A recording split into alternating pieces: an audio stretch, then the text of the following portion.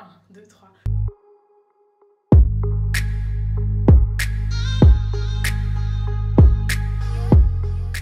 Coucou tout le monde, on se retrouve aujourd'hui pour une nouvelle vidéo. Comme vous avez pu voir dans le titre, il s'agira d'une vidéo life update FAQ. Ces derniers mois, comme vous avez pu remarquer, je n'étais pas du tout active sur YouTube. Genre j'ai disparu, je mettais des vidéos de temps en temps sans forcément expliquer le pourquoi du comment. J'ai reçu énormément de questions, du coup j'ai décidé de les regrouper et d'y répondre à travers une vidéo YouTube parce que c'est beaucoup plus simple pour moi plutôt que de répéter à chaque personne qui vient me demander.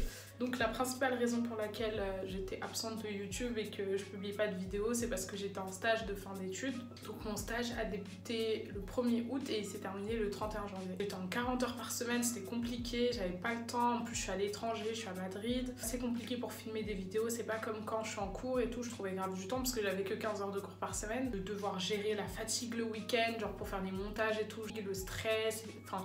Même tout ce qui s'est passé à Madrid, c'était assez compliqué, devoir trouver un appart et tout. Bref, il s'est passé plein de choses, donc c'était compliqué pour moi d'allier les deux. La question qui est le plus revenue, c'était j'étais en stage de quoi? Donc j'ai fait un stage en finance dans une start-up suisse. Le marché se situe actuellement en Afrique, précisément en Afrique subsaharienne. Et du coup, voilà, j'étais vraiment investie dedans. Et vu que c'était le stage qui me permettait de valider mon diplôme, je me suis dit, bon bah ouais, tu vas vraiment te concentrer à fond dessus. J'ai fini mon stage, je suis retournée à l'école pour faire ma soutenance. Du coup j'ai fait ma soutenance et maintenant je suis diplômée enfin. Je suis trop contente, je vous jure j'ai enfin fini les études. Du coup là je suis trop contente parce que j'ai un double diplôme. Donc j'ai un master 2 manager international, j'ai un bachelor of business administration avec un major finance. Donc c'est trop bien, j'ai un double diplôme, j'ai un diplôme international et un diplôme français. Mon stage, il consistait à quoi? Donc c'était un stage en finance où je travaillais avec le CFO. Tout ce qui est en rapport avec la finance dans l'entreprise. Par exemple, faire des paiements pour les suppliers. La comptabilité, c'est moi qui fais. Le directeur financier, je l'assiste dans ses tâches du quotidien. Je fais du budget forecasting, je fais de l'analyse d'inventaire, l'analyse des ventes. Je fais beaucoup de comptabilité, surtout en ce moment je fais énormément de comptabilité parce qu'on vérifie encore la comptabilité de 2019. Donc le siège de ma compagnie en fait il est en Suisse, mais la partie finance et technologie, donc le CTO, le Chief Technological Officer et le CFO, Chief Financial Officer, ils sont tous les deux à Madrid. Au niveau des autres questions que j'ai eues, c'est pourquoi je suis allée à Madrid. En fait, de base, j'étais vraiment pas intéressée par l'Espagne, mais genre vraiment pas. Juste que, en fait, quand j'ai vu l'annonce, je cherchais mon stage soit en Suisse, soit au Luxembourg. J'ai regardé et j'ai vu en Suisse, j'ai vu cette société-là, la société pour laquelle je travaille actuellement. Bon, c'est pas grave, même si... genre le poste il est basé à Madrid, tu travailles quand même pour une entreprise suisse. Du coup je me suis dit bon c'est pas grave, même si l'Espagne ça t'attire pas forcément, c'est une bonne opportunité. Du coup j'avais vu ça sur Indeed. Comme quoi je vous ai dit, Indeed c'est vraiment un site trop bien pour trouver tout ce qui est stage, travail. Je regarde le site, je vois que c'est trop bien, ils font des trucs en Afrique et tout, et moi je me suis dit oh c'est trop bien, ça a toujours été mon rêve de faire un truc par rapport à l'Afrique et tout. Et du coup je postule, je fais l'entretien, ils me prennent.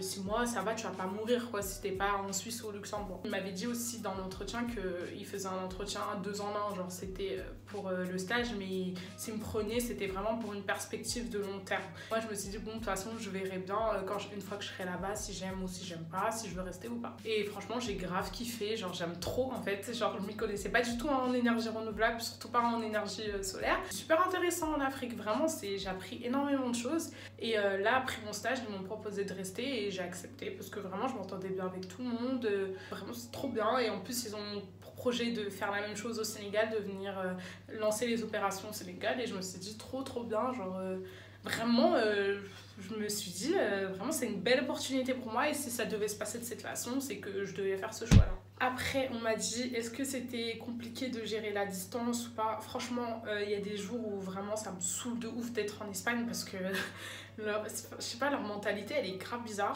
Déjà ils sont super lents genre pour faire les choses, et ils ont pas le même respect envers les gens que dans d'autres pays, genre je sais pas comment dire, genre ils vont pas venir te voir pour te dire ah est-ce que vous avez besoin d'aide et tout, genre ils vont te laisser, genre je peux rester pendant 1 heure dans le magasin, s'ils voient que ça fait 1 heure que t'es là ils vont venir, mais genre quand tu rentres ils vont pas venir te demander est-ce que t'as besoin d'aide, ou ils vont pas essayer de te vendre des produits et tout, genre ils s'en foutent de ta vie, genre tu peux rester dans le magasin, ils vont pas te calculer, tu peux t'évanouir dans le magasin, ils en ont rien à faire. Mais après la vie elle est pas chère, il fait beau. Bon, après, il fait trop chaud en été, il fait trop chaud. Mais la vie, elle est pas chère. Il y a quoi d'autre comme bon côté? Je sais pas, après les gens ils crient trop. En fait moi je suis trop compliquée parce que j'aime bien le calme, j'aime bien quand les gens ils sont posés, qu'ils sont polis et tout. Mais les gens ils crient et tout, genre il y a plein de trucs à critiquer, mais voilà, j'ai du mal à trouver des trucs positifs quand même. Mais bon, je me dis j'ai mon travail et tout, je vais pas râler, j'ai mon appartement, je vais pas râler, genre il y a des gens ils ont rien. Ensuite, une autre question qui est beaucoup revenue, c'est avec mon diplôme, qu'est-ce que je vais pouvoir faire? Donc c'est assez général, je peux faire n'importe quoi en fait, je peux faire du commerce international, je peux faire de la finance, je peux faire du marketing, mais vu que moi j'ai préféré me spécialiser en finance, bah, je me suis plus orientée vers les métiers de la finance. Mais en soi, je peux faire plein de choses. Ce qui est bien, c'est que c'est vraiment axé sur l'international. On a des connaissances sur tout à peu près. On sait des choses sur chaque continent, comment ils fonctionnent pour faire du business et tout. Vraiment, c'est trop bien parce qu'au final, j'ai fait 4 ans et j'ai deux diplômes. J'ai fait que 4 ans, j'ai 2 diplômes, un master 2 et un bachelor bac plus 4 en finance, donc c'est trop bien. Après vous pouvez faire à peu près la même chose à la fac, mais bon, certains ils ont pas la même motivation, genre aller à la fac c'est chiant, genre c'est relou de ouf, alors que quand tu sais que tu payes, tu donnes tout. Une autre question qui est beaucoup revenue, est-ce que ma famille me manque? Franchement ouais, il y a des jours je suis en déprime et tout, j'ai envie de rentrer, genre ça me saoule, j'ai envie de tout laisser de rentrer. Après je me dis ah ouais, t'as pas fait tout ça pour abandonner maintenant, en fait tout ce que t'as surmonté dans ta vie, c'est pas maintenant que tu vas arrêter, que tu vas rentrer juste parce que ta famille te manque. 1h30, 2 heures de vol. Si je veux rentrer en France, je rentre en France. Mais ce qui est relou, c'est que je travaille maintenant. Genre, il n'y a plus de vacances. Et ce qui va plus me manquer, c'était les 4 mois de vacances que j'avais quand j'étais à l'American Business School. J'avais 4 mois de vacances l'été. Là, c'était trop bien. Je faisais rien. Je me reposais. Alors que là, j'ai 30 jours de vacances par an, s'il vous plaît. Genre, je suis en souffrance totale. Je me demandais si c'était dur la finance ou pas. Franchement, quand t'apprends, en fait, au final, c'est pas dur parce que t'es spécialisé dans ça, genre t'apprends. Mais le plus important, c'est de pratiquer. Genre, c'est la pratique tout le temps, d'essayer de faire des stages et tout.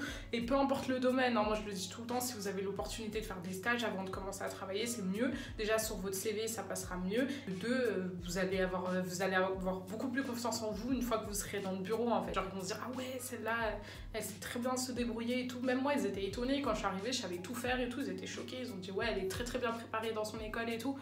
Elle a été très bien préparée pour ce qu'on lui a demandé et voilà, il y avait presque rien que je savais pas faire, genre j'ai tout fait de moi-même. On m'a demandé aussi combien de temps je compte rester en Espagne. Je pense que je vais rester histoire d'avoir assez d'expérience pour aller postuler ailleurs. Pour avoir un poste junior, faut avoir grave de l'expérience, mais pas que en stage, faut avoir de l'expérience genre en travail. Et là je me dis j'ai l'opportunité d'avoir un travail.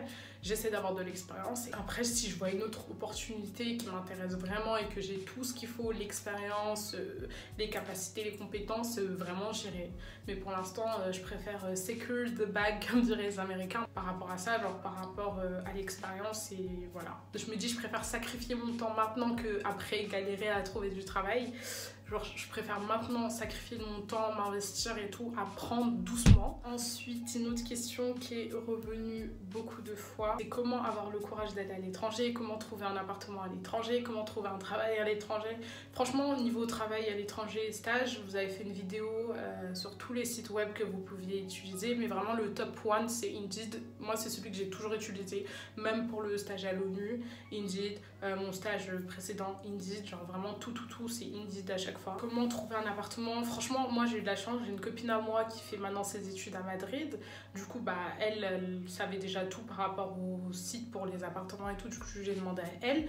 Donc si vous pouvez essayer de trouver quelqu'un qui est déjà sur place, qui peut vous dire les sites à utiliser si vous voulez emménager dans la ville ou dans le pays, c'est beaucoup plus simple. Vous trouverez forcément des groupes sur Facebook, les Français de nanana, où les gens ils se partagent des bons plans, des adresses, des sites web pour trouver, ou même des chambres directement, ils vous proposent des chambres en colocation.